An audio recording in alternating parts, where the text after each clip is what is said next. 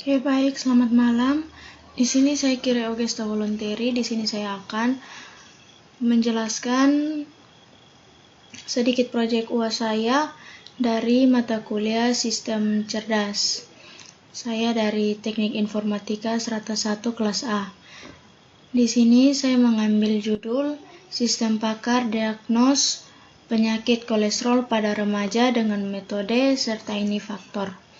Baik, di sini terdapat bab 1 di mana ada pendahuluan yang berisikan latar belakang dan juga tujuan. Latar belakang di sini ada penjelasan tentang sistem pakar yang merupakan sistem berbasis komputer yang mampu menyamai atau meniru kemampuan seorang pakar dalam menyelesaikan suatu masalah. Certain faktor merupakan salah satu teknik yang digunakan untuk mengatasi ketidakpastian dalam pengambilan keputusan. Dalam menghadapi suatu masalah, sering ditemukan jawaban yang tidak memiliki kepastian penuh. Kolesterol adalah lemak yang terdapat di aliran darah atau sel tubuh manusia yang sebenarnya dibutuhkan untuk pembentukan dinding sel atau sebagai bahan baku berupa hormon. Kemudian, kolesterol sendiri tidak larut dalam darah sehingga perlu berkaitan dengan pengangkutnya, yaitu lipoprotein. Oleh karena itu, kolesterol dibedakan menjadi low density lipoprotein atau LDL dan high density lipoprotein atau HDL. Kolesterol tinggi mempengaruhi sekitar 15% dari remaja, dan seringnya masalah ini terus berkembang. Sekitar 1,5% dari remaja yang menderita kolesterol tinggi, karena kondisi tersebut juga ada di dalam keluarga mereka. Kadar kolesterol yang diterima oleh tubuh remaja adalah sekitar 120 dari 170. Untuk kolesterol total, sistem pakar untuk mendiagnos penyakit ini merupakan suatu sistem yang dirancang sebagai alat bantu untuk mendiagnos penyakit dengan basis pengetahuan yang dinamis. Tujuan dari penelitian ini adalah untuk merancang sistem pakar menggunakan sebuah metode, yaitu certainty factor atau faktor kepastian, yang merupakan suatu metode untuk membuktikan apakah fakta itu pasti ataukah tidak pasti, yang berbentuk metrik yang biasanya digunakan dalam sistem pakar. Kemudian di sini ada landasan teori di mana ada menjelaskan tentang metode certainty factor. Faktor kepastian ini atau certainty factor diperkenalkan oleh Shortleaf Buchanan dalam pembuatan MYCIN. Faktor certainty factor merupakan nilai parameter klinis yang diberikan MYCIN untuk menunjukkan besarnya kepercayaan dalam menghadapi suatu masalah. Sering ditemukan yang tidak memiliki kepastian penuh. Kepastian ini bisa berupa probabilitas atau kebolehjadian yang tergantung dari hasil kejadian tersebut.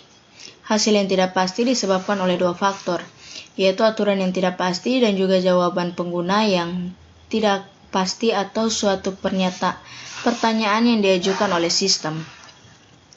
Bentuk dasar dari sistem certainty factor ini adalah sebagai aturan jika E maka H, seperti ditunjukkan oleh persamaan berikut. CF HE sama dengan CF EE dikali dengan CF HE, di mana CF HE atau certainty factor hipotesis yang dipengaruhi oleh evidence E, SFEE atau certainty factor evidence E yang dipengaruhi oleh evidence. CF atau HE certainty factor hipotesis dengan asumsi evidence diketahui dengan pasti, yaitu ketika CF EE sama dengan 1. Jika evidence pada antecedents diketahui dengan pasti, maka persamaannya akan menjadi CF, EE, CF, HE. Oke, kemudian untuk bab ini adalah cara penggunaan yang dimana kita akan mulai, kemudian kita akan menanyakan gejala kepada pengguna. Jika pengguna memiliki gejala, masukkan CF pengguna ke dalam tabel cek gejala. Nama gejala, kemudian kita akan masuk ke nama gejala penyakit kolesterol.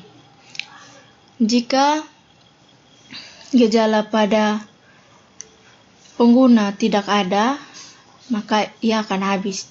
Tapi jika ada, maka kita akan masuk ke cari CF minimum dari sekumpulan CF yang pengguna dengan ID rule yang ada.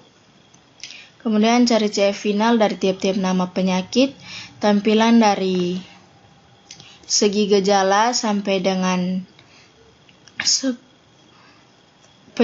nama penyakit kolesterol, apakah ia berdampak kolesterol tinggi atau hanya sedikit kemungkinan. Oke, ini adalah perhitungan di mana gejala-gejala yang tadi adalah rasa sakit kepala, pegal sampai ke pundak, gampang mengantuk, kaki bengkak, mudah capek, dan kadar kolesterol 120. Range tingkat presentasi dari sini dimulai dari 10% sampai dengan 100%, di mana kemungkinannya itu pasti dan sangat yakin adalah yang paling tinggi. Kesimpulan, berdasarkan uraian dari bab-bab ini, maka kesimpulan dapat digunakan adalah dalam presentasi gejala kolesterol pada remaja memiliki 8 rule atau aturan, di mana diagnosis yang selanjutnya dilakukan basis pengetahuan untuk digunakan menentukan pasien mengidap penyakit kolesterol atau tidak.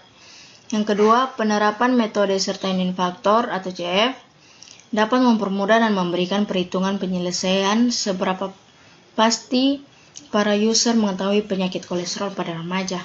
Mungkin ini saja sedikit kejelasan dari saya. Jikalau ada kesalahan, saya mohon maaf. Sekian dan terima kasih.